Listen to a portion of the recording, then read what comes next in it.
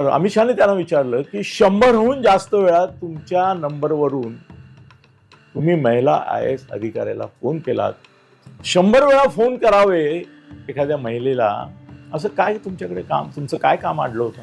नमस्कार, तुम्ही पाहताय मराठी मंडळी. मागच्या काही वर्षापासून मोठ्या प्रमाणात चर्चेत असलेल्या आणि महाराष्ट्राला हादरवून टाकणाऱ्या API अश्विनी बिद्रे हत्या प्रकरणात ठाणे जिल्हा न्यायालयानं एक मोठा निकाल दिलाय. मुख्य आरोपी आणि माजी पोलीस निरीक्षक अभय कुरुंदकर यांच्यावर खुनाचा तसेच पुरावे नष्ट करण्याचा गुन्हा दाखल करण्यात आलाय. मात्र या प्रकरणातील तिसरे आरोपी म्हणजे राजेश पाटील उर्फ राजू पाटील यांना पुराव्याअभावी निर्दोष मुक्त केलं गेलंय. मग खडसे कशाला बोलले या प्रकरणामध्ये आणि गिरीश महाजन यांचे वाबाडे त्यांनी का काढले? तर एकनाथ खडसे हे राजू पाटील यांचे मामा आहेत म्हणून खडसे बोलले. काय आहे नेमकं हे अश्विनी बिद्रे हत्या प्रकरण ते थोडक्यात आधी सांगतो. अश्विनी बिद्रे 2005 मध्ये पोलीस दलात भरती झाली. सांगलीत पोस्टिंग असताना तिची अभय कुरुंदकरशी ओळख झाली. पुढे त्यांच्यात अनैतिक संबंध सुरू झाले. अश्विनी आणि अभय दोघेही विवाहित होते आणि त्यांना आपापली कुटुंब देखील होते. पण अभयने अश्विनीला आपल्या पहिल्या पत्नीला घटस्फोट देऊन तिच्याशी लग्न करण्याचे वचन दिले. त्यामुळे अश्विनीने आपल्या पती राजू गोरे यांच्यासोबत संबंध तोडले. अश्विनीला राजू गोरे याच्यापासून एक मुलगी देखील होती जी तिच्या वडिलांसोबत राहत होती. यानंतर अश्विनीने अभय कुरुंदकरकडे लग्नासाठी तगादा लावला, पण कुरुंदकरला तिच्याशी लग्न करायचं नव्हतं. याच कारणावरून त्यांच्यात सतत भांडणं होत होती. कुरुंदकर त्यांच्या पहिल्या पत्नीला आणि मुलांना सोडू शकत नव्हता, तर अश्विनी लग्नासाठी त्याच्या मागे लागली होती. त्यामुळे त्याने अश्विनीची हत्या केली आणि त्यात राजू पाटील म्हणजे एकनाथ खडसे यांचे भाचे हे देखील आरोपी होते. मात्र त्यांना आता निर्दोष मुक्त केलं गेलंय. पोलीस अधिकारी अश्विनी बिद्रे खून प्रकरणात माझा भाचा राजू पाटील याचा कोणताही संबंध नसताना राजकीय विरोधकांनी त्याला या गुन्ह्यात गोवलं होतं असं एकनाथ खडसे यांनी म्हटलंय. आता भाचा निर्दोष सुटलाय आणि राजकीय विरोधकांनी त्याला या गुन्ह्यात गोवलं म्हणजे मग राजकीय विरोधक कोण? तर गिरीश महाजन. मग गिरीश महाजन यांच्या विरोधात बोलायची संधी मिळाली तर खडसे सोडणार आहेत का? मुळीच नाही. गिरीश महाजनांचे एका महिला IAS अधिकाऱ्याबरोबर संबंध आहे. तिचं नाव मला माहिती आहे, पण ते सांगणं उचित होणार नाही असे त्यांनी म्हटलेलं आहे. आणि त्यांनी हे सांगितलेलं आहे की अमित शहांकडे ज्यावेळेस मंत्रिमंडळाच्या विस्तारासाठी व्यवस्था झाली त्यावेळेस अमित शहांनी गिरीश महाजनांना बोलवून घेतलं होतं आणि त्यांना सांगितलं की या महिला IAS अधिकाऱ्याशी तुझे संबंध आहे. याने सांगितलं होतं की नाही माझे अनेकांचे संबंध आहे, कामानिमित्त मी बोलतो वगैरे वगैरे.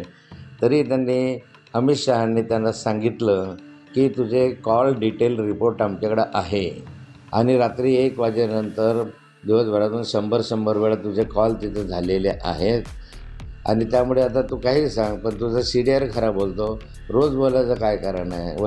जळगावच्या राजकारणात एकनाथ खडसे व गिरीश महाजन यांचं राजकीय वैर हे सर्वस्व होत आहे. दोघांकडूनही सातत्यानं एकमेकांवर कुठले न कुठले आरोप प्रत्यारोप होतच असतात. मात्र एकनाथ खडसे यांनी यावेळी गिरीश महाजन यांच्याबाबत खळबळजनक दावा केलाय. गगनभेदीचे पत्रकार अनिल थत्ते यांनी एका व्हायरल केलेल्या क्लिपच्या आधारावर खडसे यांनी मोठं वक्तव्य केलंय.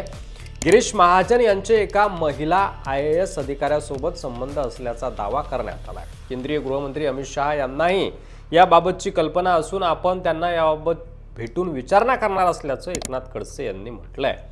एकनाथ खडसे असं म्हणाले की गगनभेदीचे पत्रकार अनिल थत्ते यांनी एक क्लिप प्रकाशित केली आहे. त्यामध्ये त्यांनी म्हटलं आहे की गिरीश महाजन यांच्या रंगल्या रात्री अशा, त्यात त्यांनी डिटेल्समध्ये म्हटलंय की गिरीश महाजन यांचे एका महिला IAS अधिकाऱ्यासोबत संबंध आहेत. अमित शहा यांनी स्वतः गिरीश महाजन यांना याबाबत विचारणा केली होती. दिवसभरात 100 वेळा कॉल झालेले आहेत. CDR खरं बोलत आहेत. त्या महिलेशी तुमचा काय संबंध असं थेट अमित शहा यांनी महाजन यांना सुनावल्याचा दावा देखील एकनाथ खडसे यांनी अनिल थत्ते यांच्या क्लिपचा हवाला देत केलाय. खडसे यांनी केलेल्या आरोपाला आता गिरीश महाजन यांनी सुद्धा जोरदार उत्तर दिलंय. मी जर त्यांच्याबद्दल तोंड उघडलं तर लोक त्यांना बाहेर आल्यावर जोड्यानं मारतील. 1 नंबरचे महाचोर आहेत. कमरेच्या खाली वार केल्याशिवाय त्यांना दुसरं काही जमत नाही. आपल्यावर झालेल्या आरोपावर एकतरी पुरावा दाखवावा. सक्रिय राजकारणातून बाहेर पडेल. मी जर एका गोष्टीचा खुलासा केला तर खडसे तोंड काळं करतील. घरातीलच गोष्ट आहे पण मी बोलणार नाही, मला बोलायला लावू नका अशा स्पष्ट शब्दात गिरीश महाजन यांनी एकनाथ खडसेंना इशारा दिलाय. एकीकडे धनंजय मुंडे करुणा शर्मा प्रकरण कोर्टात सुरू आहे, दुसरीकडे वाल्मिक कराड. आता जळगावमध्ये गिरीश महाजन आणि एकनाथ खडसे यांचा हा बाया नचवायचा विषय. तिकडं कृषी मंत्री म्हणतात शेतकऱ्यांना कर्जमाफी दिली की ते लग्न आणि साखरपुडे करतात. ते दिनानाथ हॉस्पिटलमध्ये 10 लाख भरले नाही म्हणून गर्भवतीचा मृत्यू होत आहे. काय चाललंय काय महाराष्ट्रात? यावर तुम्हाला काय वाटतंय?